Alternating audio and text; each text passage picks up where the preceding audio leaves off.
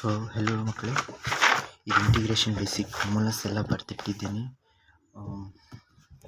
Integration ಅಂದರೆ reverse process of differentiation. Integration basic formula ಏನಾದರೂ ನಿಮಗೆ x raise to n d x ಏನಾದರೂ ಕಂಡ್ರೆ ಫಸ್ಟಿಗೆ ನಾವು x raise to n plus one divided by n plus one ಇದು ಬರೀತೇವೆ. ಏಕೆಂದರೆ ಡಿಫ್ರೆನ್ಸಿಯೇಷನ್ ಆಫ್ ನಾವು ಕಲ್ತಿರುವಾಗ x raise to n equals to n ಮುಂದೆ ಬರುತ್ತೆ, ಅದ ನಂತರ x raise to n minus one ಆಗಿ ಇದು ರಿವರ್ಸ್ನಲ್ಲಿ ಎನ್ ಪ್ಲಸ್ ಒನ್ ಬರುತ್ತೆ ಅಷ್ಟೇ. ಇಲ್ಲಿ ಕಾನ್ಸ್ಟೆಂಟ್ ಡಿಫ್ರೆನ್ಸಿಯೇಷನ್ ಏನಾದರೂ ಕಾನ್ಸ್ಟೆಂಟ್ ಏನಾದರೂ ಕೆ ಅಂತ ಏನಾದರೂ ಇದ್ದರೆ ಅದು ಡಿಫ್ರೆನ್ಸಿಯೇಷನ್ ಡೈರೆಕ್ಟ್ ಝೀರೋ ಆಗುತ್ತೆ. ಇದರಲ್ಲಿ ಕಾನ್ಸ್ಟೆಂಟ್ ವ್ಯಾಲ್ಯೂ ಹೊರಗೆ ಹಾಕ್ತೇವೆ, ಅದರ ನಂತರ ಎಕ್ಸ್ ಆಗಿ ಇಡ್ತೇವೆ. ಡಿಫ್ರೆನ್ಸಿಯೇಷನ್ ಆಫ್ ಇಲ್ಲಿ ನಾವು ಬರೀತಿದ್ವಿ ಎಕ್ಸಿಂದ ಡಿಫ್ರೆನ್ಸಿಯೇಷನ್ ಒನ್ ಅಂತ ಹೇಳಿ. ಇಲ್ಲಿ x integration of d x ಅದ್ರದ್ದು ಆನ್ಸರ್ ಇಲ್ಲಿ ಒನ್ ಬರುತ್ತೆ, ಅದು ನೆಕ್ಸ್ಟ್ ಎಕ್ಸ್ ಬರುತ್ತೆ. Integration of e raise to x equals to e raise to x plus c. Differentiation of e raise to x equals to e raise to x. ಇವೆರಡು same ಇದ್ದಾವೆ, function ಹೇಗಿದೆ ಹಾಗೆ ಇರುತ್ತೆ, reverse ಏನೂ ಆಗೋದಿಲ್ಲ. ಇಲ್ಲಿ differentiation of integration of one by x into d x equals to log x. ಇಲ್ಲಿ differentiation of log ಎಕ್ಸಿಂದ ಒನ್ ಬೈ ಎಕ್ಸ್ ಆಗುತ್ತೆ.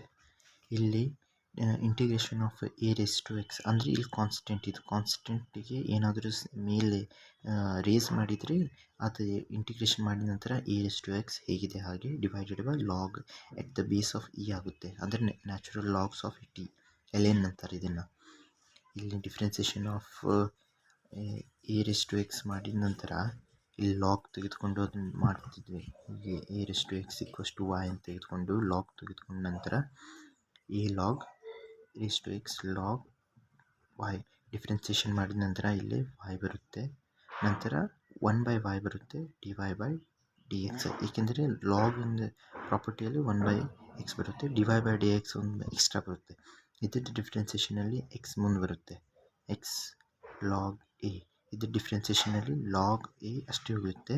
ಇಲ್ಲಿ log a one by y differentiation ಮಾಡಿದರೆ ಎಕ್ಸಿನ ಡಿಫ್ರೆನ್ಸಿಯೇಷನ್ ಒನ್ ಆಗುತ್ತೆ.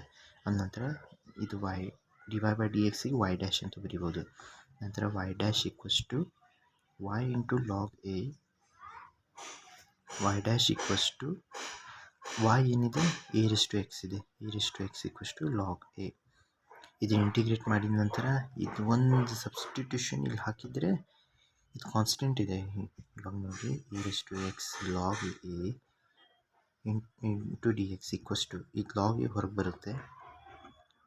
ಇದು ನಂತರ ಎ ರೇಸ್ ಟು ಎಕ್ಸ್ ಆಗುತ್ತೆ ಡಿ ಎಕ್ಸ್.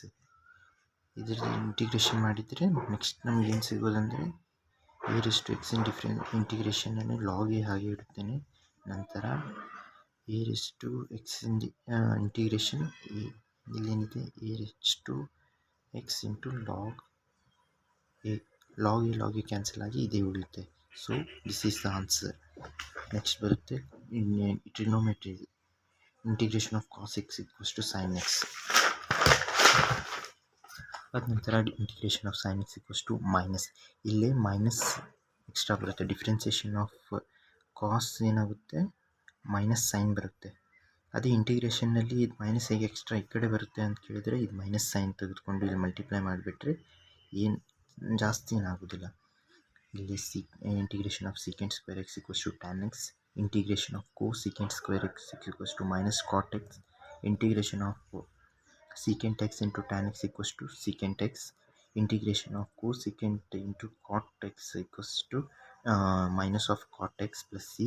Integration of ತುಂಬ ಈಸಿ ಇರುತ್ತೆ, ಯಾಕೆಂದರೆ integration of anything of zero is constant ಇದಿರುತ್ತೆ. ಫಸ್ಟ್ ಪಾರ್ಟಿಂದ ಇಂಪಾರ್ಟೆಂಟ್ ಫಾರ್ಮುಲಾ, ಇದು ಇಂಪಾರ್ಟೆಂಟ್ ಬೇಸಿಕ್ ಫಾರ್ಮುಲಾಸ್ ಇವು ಎಲ್ಲ ಬೇಸಿಕ್ ಫಾರ್ಮುಲಾಸ್. ನೆಕ್ಸ್ಟ್ ಪಾರ್ಟ್ನಲ್ಲಿ ನಾನು ನಿಮಗೆ important other rather then all of these ನಾನು ಇನ್ನೊಂದು ಇಂಪಾರ್ಟೆಂಟ್ ಫಾರ್ಮುಲಾಸ್ ಹೇಳುತ್ತೇನೆ.